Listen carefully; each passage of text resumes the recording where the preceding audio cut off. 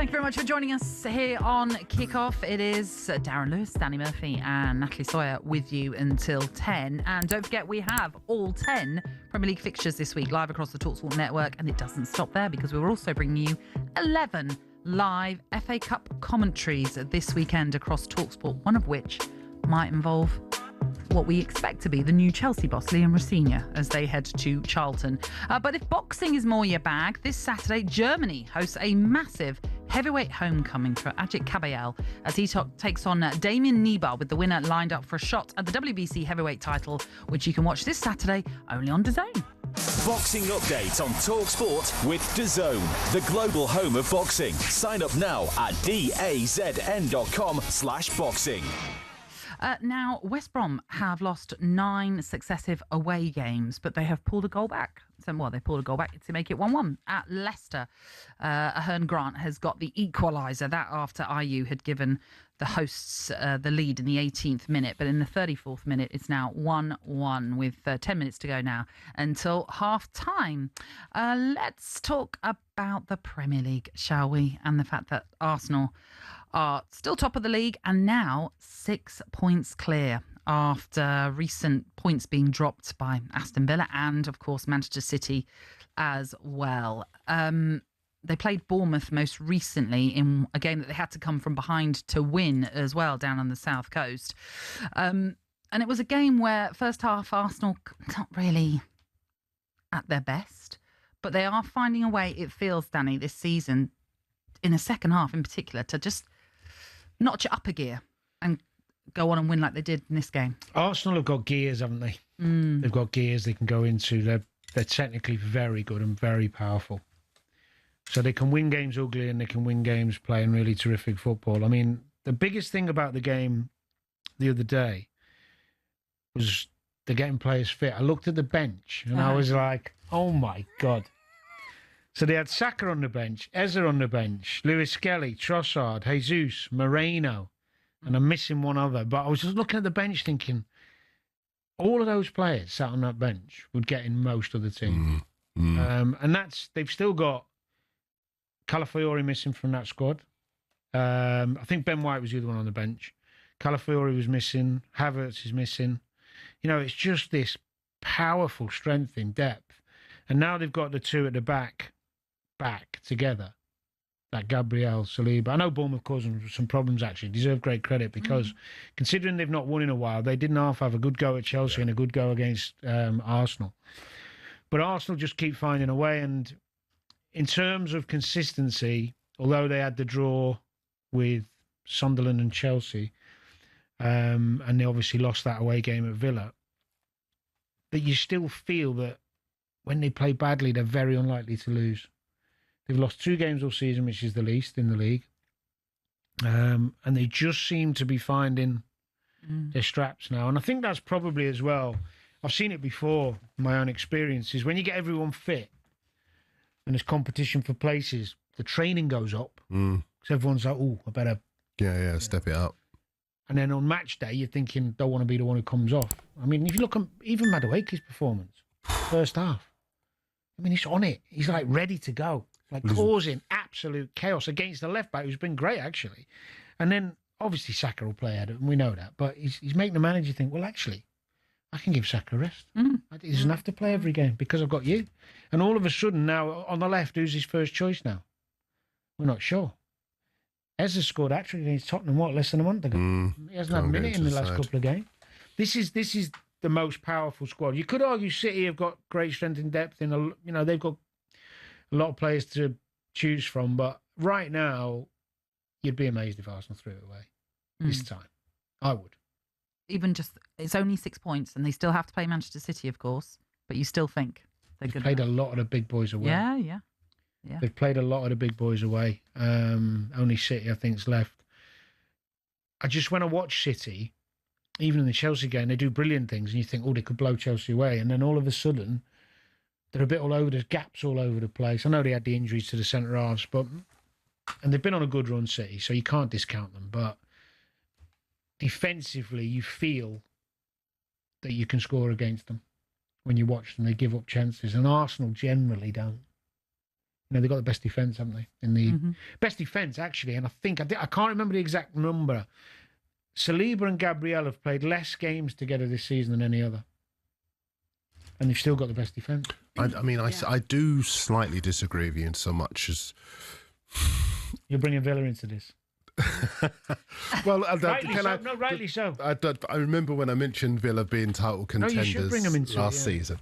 I just had a feeling about what Emery is doing at the club, and it turned out to be a season too soon. But the fact is that they're a side that thrive on being underdogs. When the pressure's on them, they're not as strong. I think they froze against Arsenal when they went to the Emirates. But I do think... Just interject, they didn't. First half, Villa were the better team. No, but in the second half, I don't think they froze. I think they just got overpowered.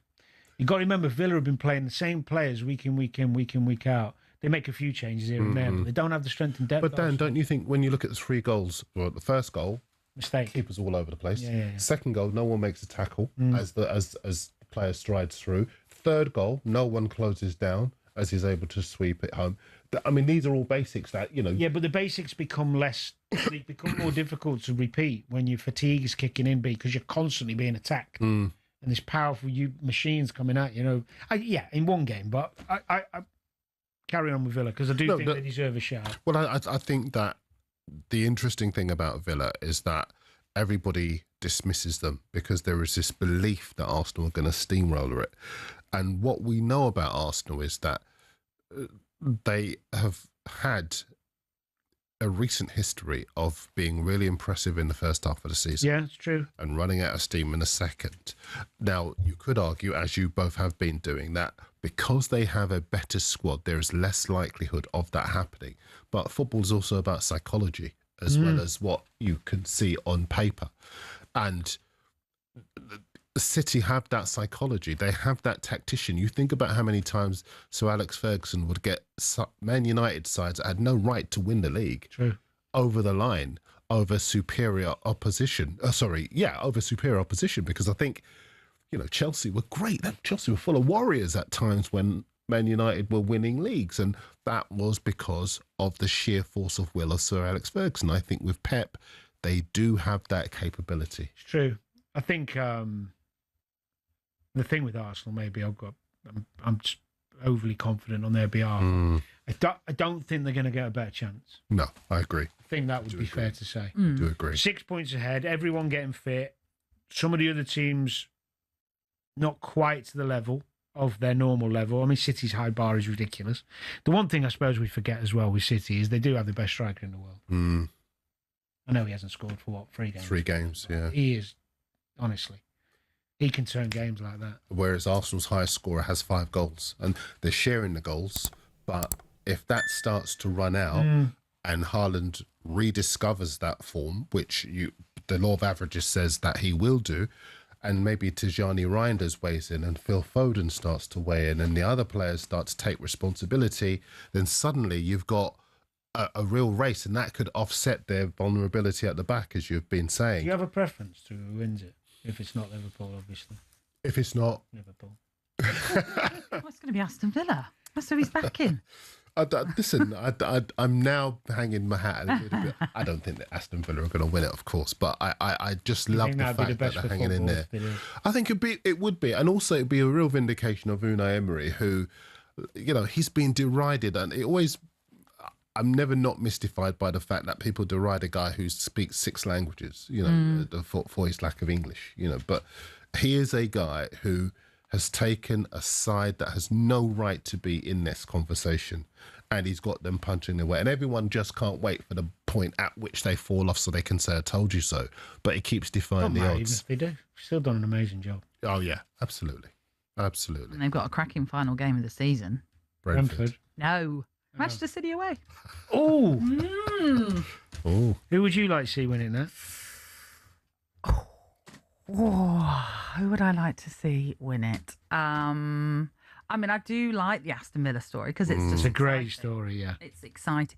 Forgive us, Arsenal fans, because they'll be saying, hang on, we're a good story too. We haven't won it for a while. I realise. Well, they are, and Arsenal, to be fair, and I got caught out on this speaking too quickly and flippantly about the title race a month ago when Chelsea were in it, but I was talking about in some ways it would be good if all these young players brought together, never been done before. But actually, when you look at what Arsenal are trying to do with so many young English players as well, that's a good story in itself too. But I think the more you talk about it, we all love an underdog, don't we? Yeah, absolutely. I think, listen, the reason why I kind of tipped Villa, Adrian Durham killed me when I did. If you remember, it was the first show of the season, and he kind of... I did as well. And you killed me as well. For every time they win, I check if there's a kickoff show so that I can go and kind of sit back and get a little cigar on. But look, I just think that in a game that's awash with money, and listen, Villa spent a fair... Even the clock's right twice a day. Be a good loser now. I think it's just nice to see the underdog continue to punch their way, and I think listen, everybody does now. I think an incredible amount of Unai Emery, and he keeps proving that he is pound for pound one of the best managers in Europe, particularly with underrated teams. Villarreal, he did a great job with. Sevilla won the Europa League or the old UEFA Cup a number of times. Yes, he got the PSG job. Yes, people will say he didn't do so well at Arsenal, but he's gone to Villa and he's done superbly well. Would that sting, though? If he was to win the title and in the process, obviously, mean that Arsenal miss out? I think if Arsenal miss out now, it's going to sting massively no matter what. Yeah. And it's going to cause this debate. I agree. Yeah. Yeah. Okay. Look, there's lots more for us to talk about. Aston Villa obviously beat Nottingham Forest at the weekend 3-1. We'll talk more about that. We'll talk plenty about the relegation picture as well as Wolves. Finally won their first game of the season. That's to come in the next hour and 15 minutes of kickoff here on talkSPORT.